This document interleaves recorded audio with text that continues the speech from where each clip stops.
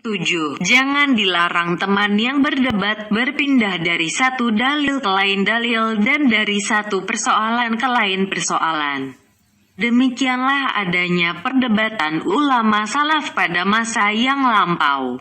Tetapi sekarang lain, dari mulut orang berdebat itu meluncur seluruh bentuk pertengkaran yang tidak-tidak, baik terhadap dirinya sendiri atau terhadap orang lain. Seumpama katanya, ini tidak perlu saya sebutkan. Itu bertentangan dengan keterangan saudara yang pertama. Dari itu tidak diterima. Sebenarnya, kembali kepada kebenaran adalah merombak yang batil, salah dan wajib diterima. Anda melihat sekarang seluruh majelis perdebatan, habis waktunya menolak dan bertengkar. Sampai memberi keterangan dengan alasan-alasan sangkaan. Untuk menolak alasan tadi, lalu yang sepihak lagi bertanya apa keterangannya. Maka untuk menetapkan hukum masalah itu didasarkan kepada alasan tadi, pihak pertama menolak dengan mengatakan itulah yang ada padaku. Kalau ada pada saudara yang lebih terang dan kuat dari itu, coba terangkan supaya saya dengar dan saya perhatikan. Petik 2. Maka terus-meneruslah orang itu bertengkar dan menyebut kata-kata yang lain lagi yang tidak saya sebutkan tadi, seumpama, saya tahu. Tetapi tidak mau saya sebutkan, sebab tidak perlu saya menyebutkannya. Yang sepihak lagi mendesak untuk diterangkan apa yang disebutnya itu. Tetapi pihak yang kedua ini tetap menolak. Bertele-tele majelis perdebatan itu dengan bersoal dan berjawab. Pihak yang mengatakan bahwa dia tahu, tetapi tidak bersedia menerangkannya, beralasan tidak perlu, adalah bohong, membohongi agama. Karena bila sebenarnya ia tidak tahu, tetapi mengatakan tahu supaya lawannya lemah, maka dia itu adalah seorang fasik pendusta. Durhaka kepada Allah dan berbuat yang dimarahi Allah dengan mengatakan tahu, padahal tidak. Kalau benar ia tahu, maka dia menjadi seorang fasik karena menyembunyikan apa yang diketahuinya dari ilmu agama, sedang saudaranya seagama telah bertanya untuk mengerti dan mengetahuinya. Kalau saudara seagama itu seorang yang berilmu, maka dia dapat kembali kepada kebenaran. Kalau seorang yang berilmu kurang, maka lahirlah kekurangannya dan dapatlah ia keluar dari kegelapan bodoh kepada sinar ilmu yang terang benderang. Dan tak hilaf lagi bahwa melahirkan apa yang diketahui dari ilmu agama setelah ditanyakan adalah wajib dan perlu. Dari itu, katanya, tidak perlu bagi saya menyebutkannya, adalah berlaku perkataan itu dalam perdebatan yang diadakan untuk memenuhi hawa nafsu dan ingin mencari jalan untuk melepaskan diri. Kalau bukan demikian, maka menerangkan yang diketahui itu adalah wajib sepanjang agama. Maka dengan enggannya menerangkan, jadilah dia pendusta atau fasik. Perhatikanlah musyawarah para sahabat radhiyallahu anhu dan bersoal jawab para ulama salaf. Adakah Anda mendengar semacam itu? Adakah dilarang orang berpindah dari satu dalil ke dalil yang lain? Dari kias ke perkataan sahabat dan dari hadits ke ayat? Tidak, bahkan seluruh perdebatan mereka termasuk ke dalam golongan tadi. Karena mereka menyebutkan apa yang terguris di hati. Dengan tidak sembunyi-sembunyi, dan masing-masing mendengarnya dengan penuh perhatian. Kedelapan, bahwa perdebatan itu diadakan dengan orang yang diharapkan ada faedahnya bagi orang itu. Seperti orang yang sedang menuntut ilmu. Biasanya sekarang, orang menjaga jangan sampai berdebat dengan tokoh-tokoh yang terkemuka dalam lapangan ilmu pengetahuan. Karena takut nanti lahir kebenaran dari mulut mereka. Dari itu dipilih dengan orang yang lebih rendah ilmunya, karena mengharap yang salah itu bisa laris. Di balik syarat-syarat yang tersebut, ada lagi beberapa syarat yang penting juga. Tetapi dengan syarat yang 8 itu, cukuplah kiranya memberi petunjuk kepada Anda. Siapa kiranya yang berdebat karena Allah dan siapa yang berdebat karena sesuatu maksud? Ketahuilah secara keseluruhan bahwa orang yang tidak mendebati setan, di mana setan itu ingin menguasai hatinya dan musuhnya yang terbesar, yang senantiasa mengajaknya kepada kebinasaan, lalu tampil mendebati orang lain mengenai masalah-masalah, di mana seorang mujtahid, orang yang bersungguh-sungguh memperoleh pahala atau mendapat bahagian dari orang yang memperoleh pahala, maka orang tersebut membawa tertawaan setan dan menjadi ibarat bagi orang-orang yang ikhlas. Karena itu, waspadalah terhadap tipuan setan, yang selalu berusaha menjerumuskan manusia ke dalam kegelapan bahaya yang akan kami perinci dan menerangkan penjelasannya. Kepada Allah Ta'ala kita meminta pertolongan yang baik serta taufik. Penjelasan, bahaya berdebat, bermunadarah, dan hal-hal yang terjadi daripadanya tentang kerusakan budi. Ketahuilah dan yakinlah bahwa perdebatan yang diadakan dengan tujuan mencari kemenangan, menundukkan lawan, melahirkan kelebihan dan kemuliaan diri, membesarkan mulut di muka orang banyak, ingin kemegahan dan kebebasan serta ingin menarik perhatian orang, adalah sumber segala budi yang tercela pada Allah dan terpuji pada iblis musuh Allah. Hubungannya kepada sifat-sifat kekejian batin, seumpama takabur, ujub, dengki, ingin di muka, menyangka diri bersih, suka kemegahan dan lainnya, adalah seumpama hubungan minum khamar kepada sifat-sifat kekejian zahir, seumpama zina, menuduh orang berbuat zina, kazaf, membunuh dan mencuri. Sebagaimana orang yang disuruh memilih antara minuman yang memabukkan dan perbuatan-perbuatan keji yang lain, ia lalu dianggapnya minuman itu lebih enteng, maka minumlah dia. Lalu oleh minuman itu, diajaknya ketika sedang mabuk kepada perbuatan-perbuatan keji yang lain, maka demikian pula lah orang yang didesak oleh keinginan menjatuhkan orang lain, memperoleh kemenangan dalam perdebatan, kemegahan dan keangkuhan, mengajaknya kepada bermacam-macam sifat keji yang tersembunyi dalam jiwanya, dan menggelagalah padanya segala budi pekerti yang tercela. Segala budi pekerti itu akan diterangkan nanti dalil-dalilnya, baik hadits atau ayat yang menyatakan tercelanya pada bahagian sifat-sifat yang membinasakan. Sekarang kami tunjukkan keseluruhan sifat-sifat jahat yang ditimbulkan oleh munadarah, berdebat itu. Di antaranya, dengki. Bersabda Nabi Shallallahu Alaihi Wasallam, dengki itu memakan yang baik seperti api memakan kayu kering. Seorang pendebat tidak terlepas dari sifat dengki, karena dia sekali menang, sekali kalah. Sekali kata-katanya dipuji orang dan sekali kata-kata lawannya dipuji orang. Selama di dunia ini ada orang yang dipandang lebih banyak ilmunya dan pemandangannya, atau disangka lebih cakap dan lebih kuat pemandangannya, maka selama itu pula ada orang yang dengki kepadanya dan mengharap nikmat itu hilang dan berpindah kepada orang yang dengki itu.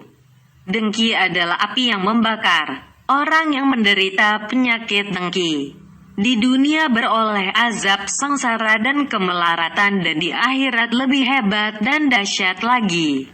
Karena itulah, berkata Ibnu Abbas radhiyallahu anhu, ambillah ilmu pengetahuan di mana saja kamu dapati, dan janganlah kamu terima perkataan fuqaha, karena di antara sesama mereka itu berselisih satu sama lainnya, seperti berselisihnya kambing-kambing jantan dalam kandang. Di antara sifat-sifat jahat itu, takabur dan mau tinggi sebenang dari orang lain. Bersabda Nabi Shallallahu Alaihi Wasallam, barang siapa takabur, niscaya direndahkan oleh Tuhan, dan barang siapa merendahkan diri, niscaya ditinggikan oleh Tuhan. Bersabda Nabi Shallallahu Alaihi Wasallam menceritakan firman Allah Ta'ala, kebesaran itu kain sarungku, takabur itu selendangku. Maka barang siapa bertengkar denganku tentang yang dua itu, niscaya aku binasakan dia. Selalulah orang yang berdebat itu menyombong terhadap teman dan kawannya, ingin lebih tinggi dari yang wajar. Sehingga mereka berperang tanding dalam majelis perdebatan.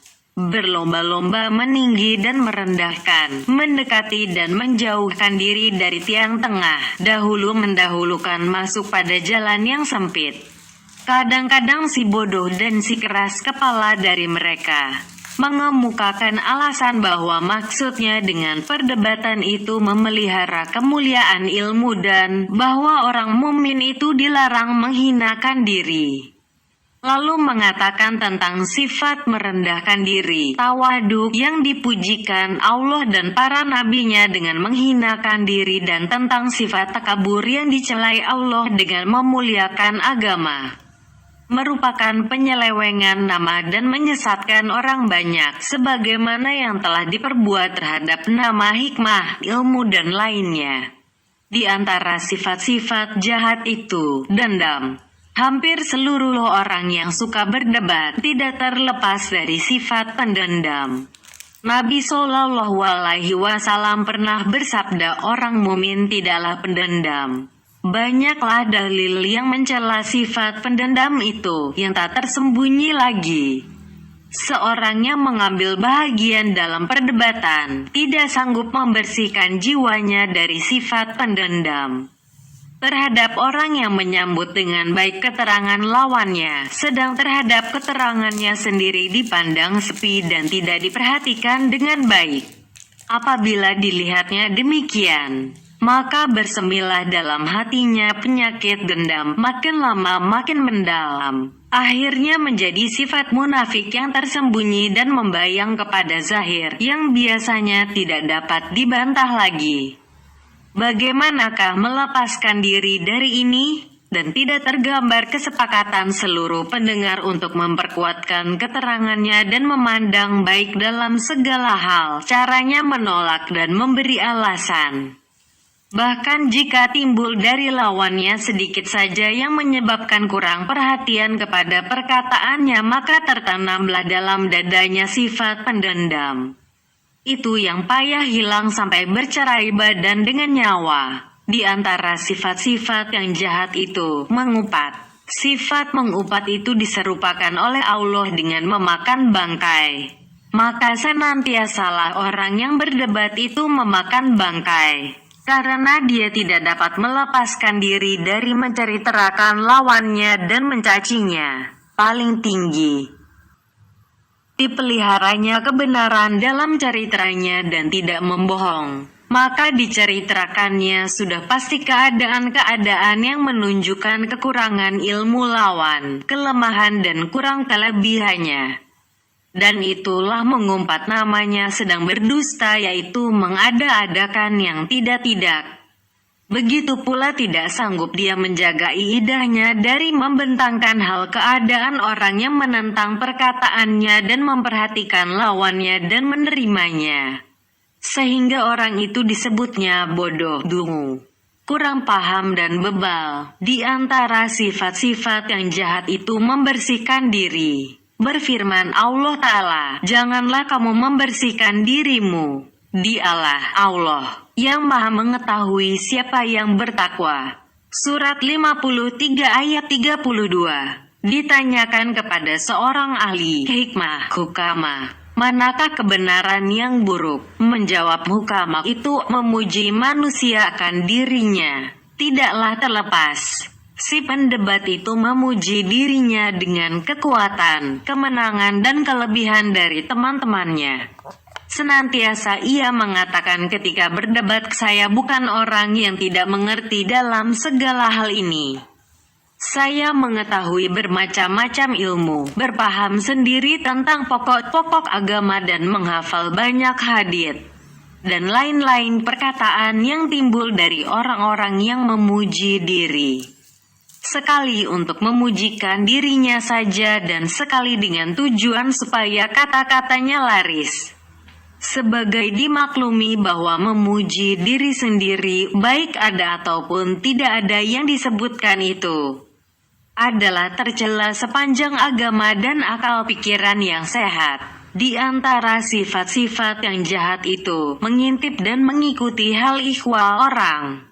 Berfirman Allah Ta'ala, janganlah kamu mengintip-ngintip memata-matai. Surat 49 ayat 12. Si pendebat itu senantiasa mencari kesilapan teman dan kekurangan lawannya. Sehingga bila datang seorang pendebat lain ke tempatnya, ia lalu dicarinya orang yang dapat menerangkan rahasia hidup pendebat yang datang itu.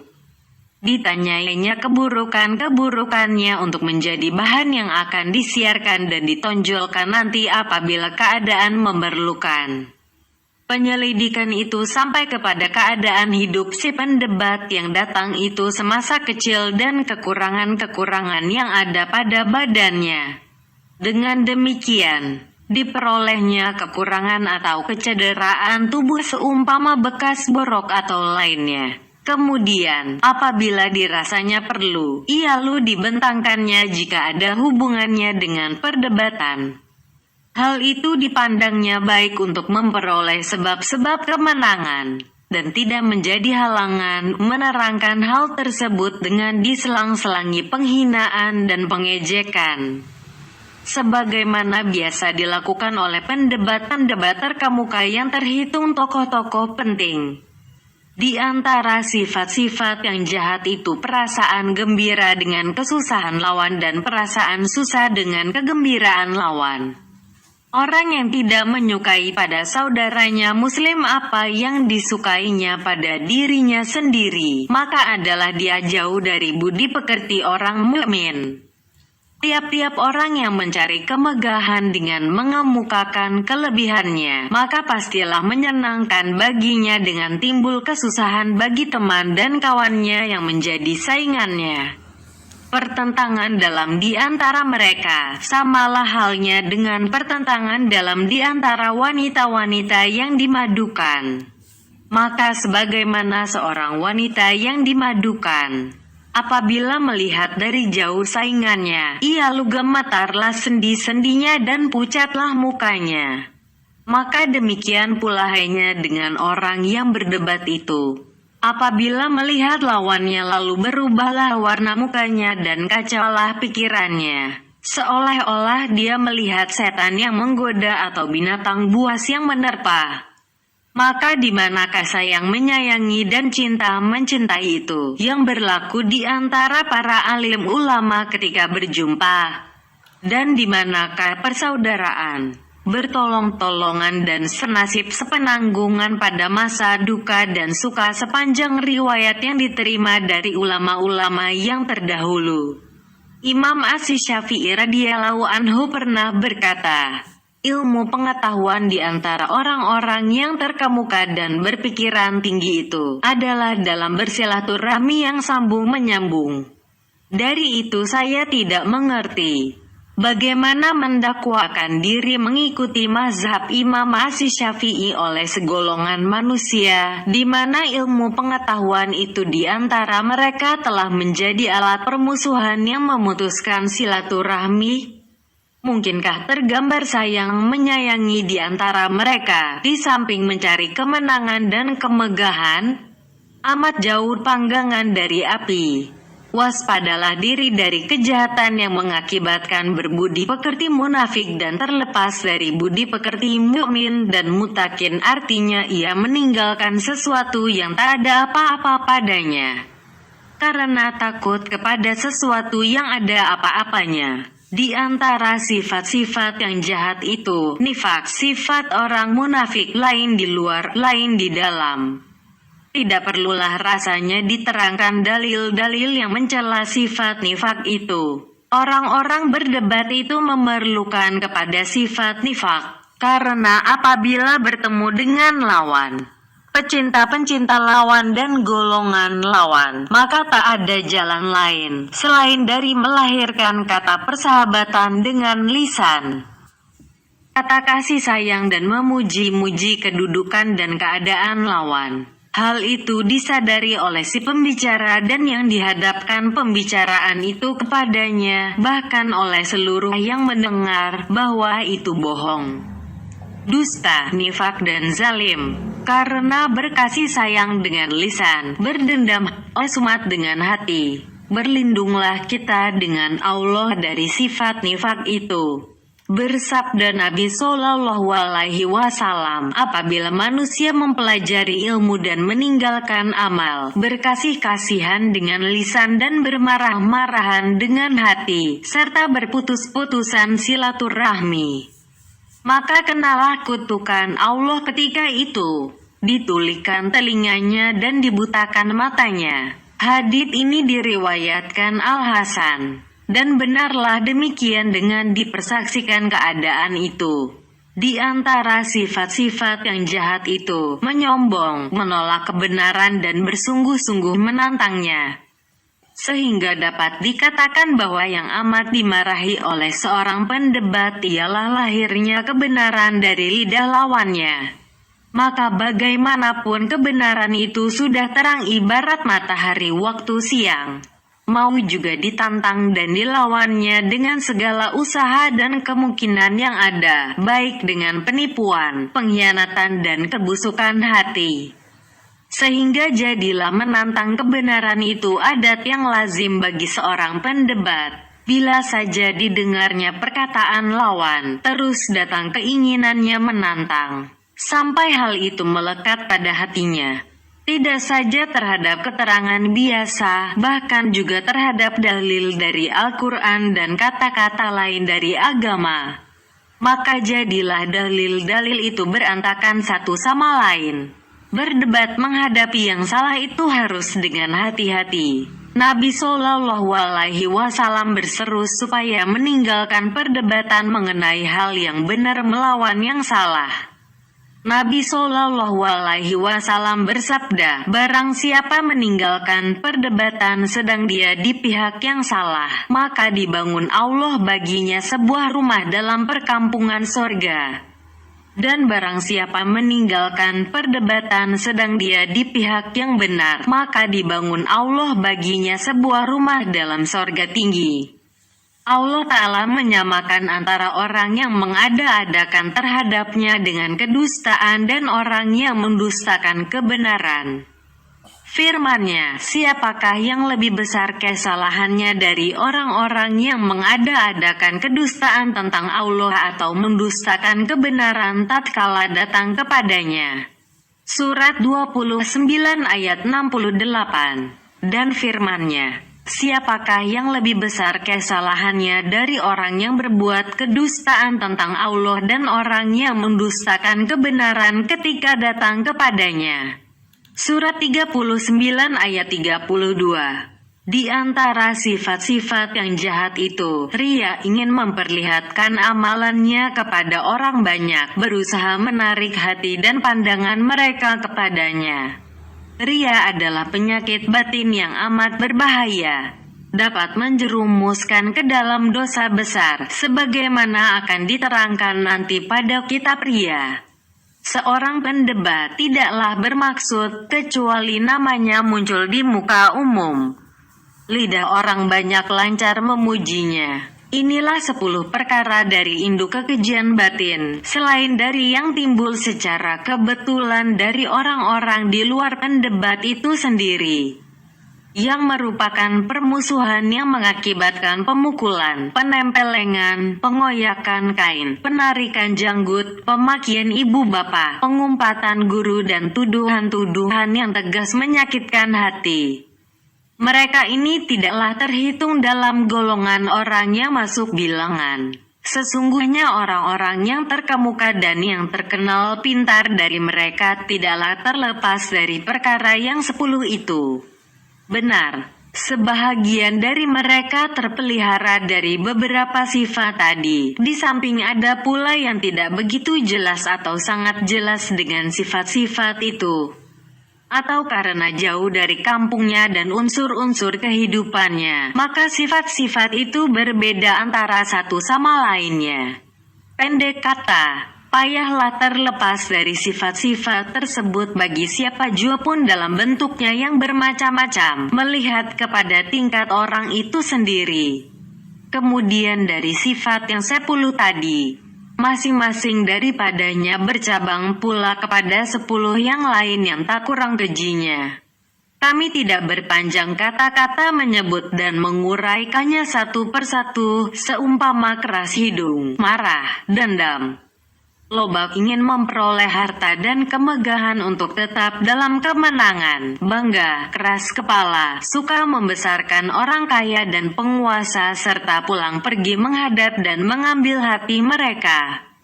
Berlomba-lomba dengan kecantikan kuda dan lain kendaraan serta pakaian yang terlarang. Suka menghina orang lain dengan keangkuhan dan kesombongan. Turut campur barang yang tak perlu. Banyak bicara.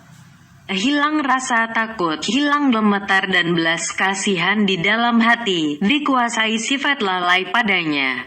Sehingga di antara mereka yang mengerjakan salat tak tahu lagi tentang salatnya, bacaannya, dan dengan siapa dia sedang bermunajat. Dia tidak merasa khusyuk dalam hatinya, padahal umurnya telah dihabiskannya mempelajari ilmu pengetahuan yang dapat menolongnya dalam perdebatan. Ilmu mana tak ada gunanya di akhirat. Membaguskan susunan kata dengan sajak, dengan menghafal kata-kata yang ganjil dan lain-lain sebagainya yang tak terhitung banyaknya. Orang-orang yang suka berdebat itu berlebih kurang tingkat dari sifat-sifat tersebut. Bermacam-macam tingkat dan derajatnya. Meskipun yang terkuat beragama dan terpintar di antara mereka tidak juga terlepas dari keseluruhan unsur-unsur budi pekerti. Hanya usahanya ada untuk menyembunyikannya atau berjuang menjauhkan diri daripadanya. Dan ketahuilah bahwa budi pekerti yang rendah tadi melekat juga pada orang yang bekerja dalam lapangan memberi nasihat dan pelajaran apabila tujuannya mencari kerelaan orang, menegakkan kemegahan, memperoleh kekayaan dan kemuliaan. Melekat juga pada orang yang bekerja dalam lapangan pengetahuan mazhab dan fatwa-fatwa apabila tujuannya ingin menjadi kadli, hakim, menjadi penguasa harta wakaf dan terkemuka dari teman. Pendek kata, kerendahan budi itu menimpa kepada tiap-tiap orang yang menuntut ilmu bukan karena mengharap pahala daripada Allah Ta'ala di akhirat. Maka ilmu itu tidak saja menyia-nyiakan orang yang berilmu itu, bahkan juga membinasakannya atau menghidupkannya sepanjang zaman. Karena itu, bersabda Nabi Shallallahu Alaihi Wasallam, manusia yang sangat menderita azab pada hari kiamat ialah orang yang berilmu yang tiada bermanfaat dengan ilmunya. Maka ilmu itu telah memberi melarat kepada yang berilmu itu sendiri. Di samping tidak ada gunanya. Mudah-mudahan kiranya kita terlepaslah dari keadaan yang tersebut dan dapatlah orang yang berilmu itu memperoleh manfaat dengan ilmu pengetahuannya. Sesungguhnya, bahaya ilmu itu besar. Orang yang mencari ilmu adalah ibarat orang yang mencari kekayaan yang abadi dan kesenangan yang tidak kunjung hilang. Maka tak terlepaslah ia dari kekayaan atau kebinasaan. Seperti orang yang mencari kekayaan duniawi. Kalau kebetulan tidak diperolehnya harta, jangan diharap dia terpelihara dari kehinaan. Bahkan tidak mustahil lebih buruk dari itu lagi. Jika Anda mengatakan bahwa ada gunanya diberi kesempatan mengadakan perdebatan, yaitu membawa manusia suka menuntut ilmu, karena kalaulah bukan karena cinta menjadi kepala, maka ilmu itu telah terbenam. Benar perkataan Anda itu dari satu segi, tetapi faedahnya tidak ada. Anak kecil pun tidak suka pergi ke sekolah bila tidak dijanjikan bermain bola, bermain anggar dan bermain mengadu pipit. Keadaan yang demikian tidaklah menunjukkan bahwa kesukaan yang seperti itu kesukaan yang terpuji. Dan kalaulah tidak karena suka menjadi kepala, lalu ilmu pengetahuan itu terbenam, Itu pun tidak menunjukkan bahwa mencari kedudukan kepala itu dapat melepaskan diri dari kebinasaan. Tetapi termasuklah di antara orang yang diterangkan Nabi Shallallahu Alaihi Wasallam dengan sabdanya, sesungguhnya Allah akan menguatkan agama ini dengan kaum orang-orang yang tak berbudi. Dan sabdanya pada hadits yang lain, sesungguhnya Allah akan menguatkan agama ini dengan orang yang dalim. Orang yang mencari kedudukan kepala bagi dirinya sendiri adalah binasa. Kadang-kadang ia dapat memperbuat perbaikan bagi orang lain kalau ia mengajak kepada meninggalkan dunia, yaitu yang zahirnya sebagai seorang ulama salaf, ulama terdahulu, tetapi batinnya ia menyembunyikan tujuannya mencari kemegahan. Orang yang seperti itu adalah seumpama lilin yang membakar dirinya sendiri dan menerangi orang lain. Kebaikan yang diperoleh orang lain adalah terletak dalam kebinasaannya. Maka apabila orang yang berilmu itu memanggil manusia untuk mencari dunia adalah seumpama api pembakar yang membakar dirinya sendiri dan lainnya. Dari itu, maka ulama ada tiga. 1. Ada kalanya membinasakan diri sendiri dan orang lain, yaitu mereka yang berterus terang mencari dunia dan memusatkan seluruh perhatiannya kepada dunia. 2. Ada kalanya membahagiakan dirinya sendiri dan orang lain, yaitu mereka yang memanggil manusia ke jalan Allah, zahir dan batin. 3. Dan ada kalanya membinasakan dirinya dan membahagiakan orang lain, yaitu orang yang memanggil manusia ke jalan akhirat. Tetapi dia sendiri menolak dunia pada zahirnya, sedang pada batinnya bertujuan mempengaruhi orang banyak dan menegakkan kemegahan diri. Maka lihatlah, dalam bahagian manakah Anda berada dan orang yang menjadi tanggunganmu? Janganlah Anda menyangka bahwa Allah Ta'ala menerima ilmu dan amal dari orang yang tak ikhlas kepadanya. Akan diterangkan kepadamu nanti pada kitab Riyad dan dalam seluruh bahagian yang membinasakan, sehingga segala keraguan-raguan hilang dari hati nuranimu, insya Allah. Bab kelima, tentang adab kesopanan pelajar dan pengajar. Adapun pelajar, maka adab kesopanan dan tugasnya yang zahir itu adalah banyak. Tetapi perinciannya adalah tersusun dalam 10 rumpun kata-kata.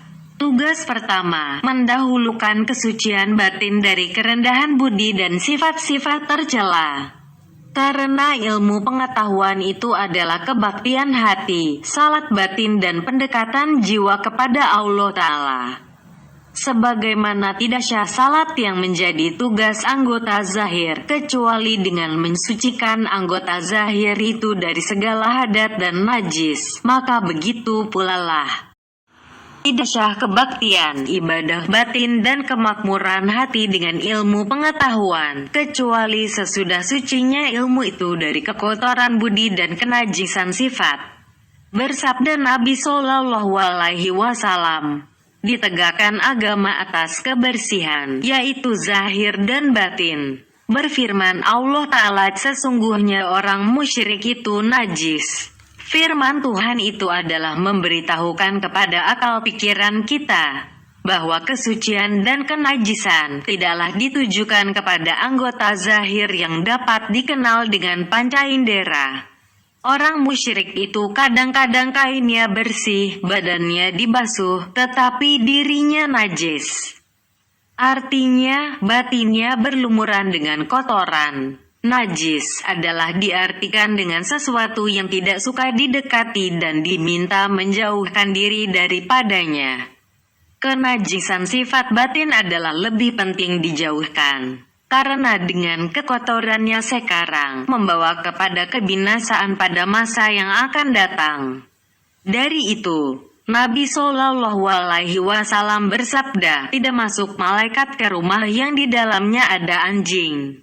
Hati itu adalah rumah, yaitu tempat malaikat, tempat turun pembawaan dan tempat ketetapan dari malaikat.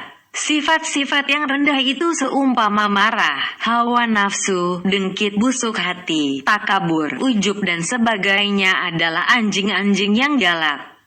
Maka bagaimanakah malaikat itu masuk ke batin hati yang sudah penuh dengan anjing-anjing?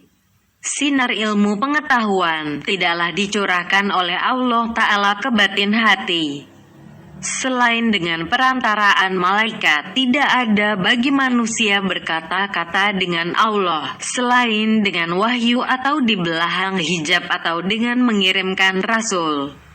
Ia diwahyukannya apa yang dikehendakinya dengan keizinannya. Surat Asy-Syura ayat 51. Demikianlah kiranya tidak dikirimkan Allah rahmat dari ilmu pengetahuan itu kepada hati. Hanya malaikatlah yang mengurus, mewakili, membawa rahmat itu. Para malaikat itu kudus, suci, bersih dari segala sifat yang tercela. Tak ada perhatian mereka selain kepada yang baik. Tak ada urusan mereka dengan segala perbendaharaan rahmat Allah padanya, selain dengan yang baik suci. Aku tidak mengatakan bahwa yang dimaksud dengan rumah dalam hadits yang di atas tadi, yaitu hati, dan dengan anjing, yaitu marah dan sifat-sifat tercela yang lain. Tetapi aku mengatakan bahwa itu adalah peringatan kepada hati dan suatu perbedaan antara kata-kata zahir yang menunjukkan kepada batin dan peringatan kepada batin dengan menyebutkan kata-kata zahir, serta tetap pada kezahirannya. Golongan ahli kebatinan mengadakan perbedaan dengan pengertian yang halus tadi. Maka inilah jalan tamsil ibarat jalan yang ditempuh oleh para alim ulama dan orang baik-baik. Karena pengertian dari tamsil ibarat itibar, yaitu mengambil ibarat dengan apa yang diterangkan kepada orang lain, tidaklah untuk orang lain itu saja. Seumpama seorang yang berpikiran waras melihat bahaya yang menimpa orang lain, maka menjadi tamsil, umpama ibaratlah baginya sebagai suatu peringatan bahwa dia pun mungkin pula ditimpakan bahaya tersebut. Dunia ini adalah selalu berputar laksana roda pedati. Maka mengambil ibarat dari orang lain untuk diri sendiri dan dari diri sendiri kepada asalnya, dunia ini adalah suatu ibarat yang terpuji. Maka Anda ambil jugalah menjadi ibarat dari rumah, yaitu pembangunan dari manusia kepada hati, yaitu sesuatu rumah yang dibangun oleh Tuhan, dan dari anjing yang dicela karena sifatnya bukan karena bentuknya, yaitu padanya terdapat sifat kebuasan dan kenajisan kepada jiwa keanjingan, yaitu sifat kebuasan. Ketahuilah bahwa hati yang dipenuhi dengan kemarahan, loba kepada dunia dan bersifat anjing mencari dunia dengan rakus, dengan mengoyak-ngoyak kepentingan orang lain adalah anjing dalam arti dan hati dalam bentuk.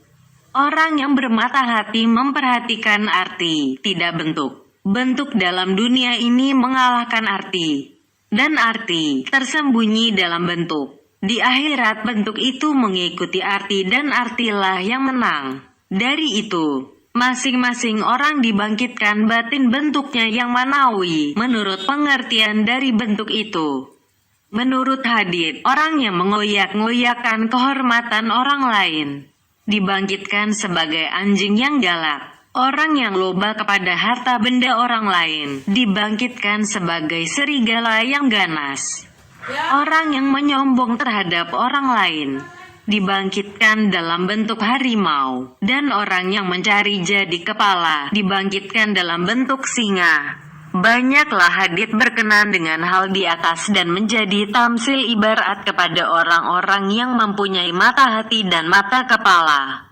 Jikalau Anda mengatakan bahwa banyaklah pelajar yang rendah budi memperoleh ilmu pengetahuan, maka tahulah Anda kiranya bahwa alangkah jauhnya ilmu itu dari ilmu yang sebenarnya, yang berguna di akhirat, yang membawa kebahagiaan.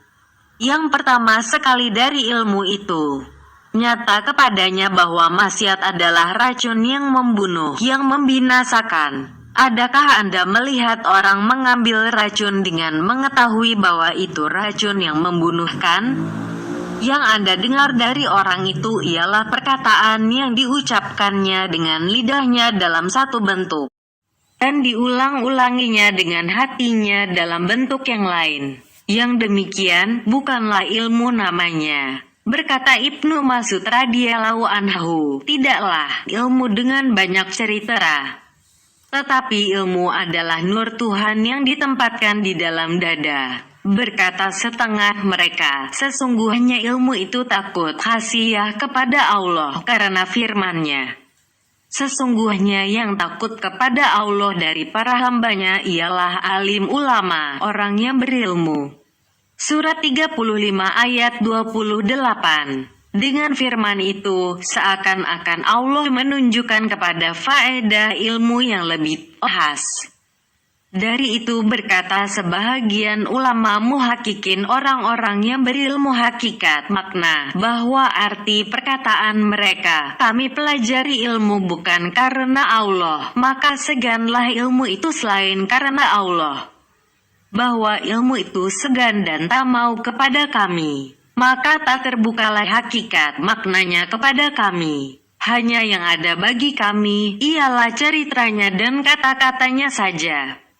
Kalau Anda mengatakan bahwa saya melihat kebanyakan ulama fuqaha muhakkikin yang terkemuka dalam ilmu furu dan usul, terhitung dari golongan tokoh-tokoh besar, adalah budi pekertinya tercela dan tidak berusaha membersihkan diri daripadanya, maka jawabnya, bila Anda mengetahui tingkat-tingkat ilmu pengetahuan dan mengetahui pula ilmu akhirat, niscaya jelaslah bagi Anda bahwa apa yang dikerjakan mereka itu sedikitlah gunanya dari segi ilmu pengetahuan. Kegunaannya baru ada dari segi amalan karena Allah Ta'ala, apabila tujuannya mendekatkan diri kepadanya. Untuk itu sudah disinggung dahulu dan nanti akan dijelaskan lagi dengan lebih tegas dan terang insya Allah. Tugas kedua, seorang pelajar itu hendaklah mengurangkan hubungannya dengan urusan duniawi, menjauhkan diri dari kaum keluarga dan kampung halaman.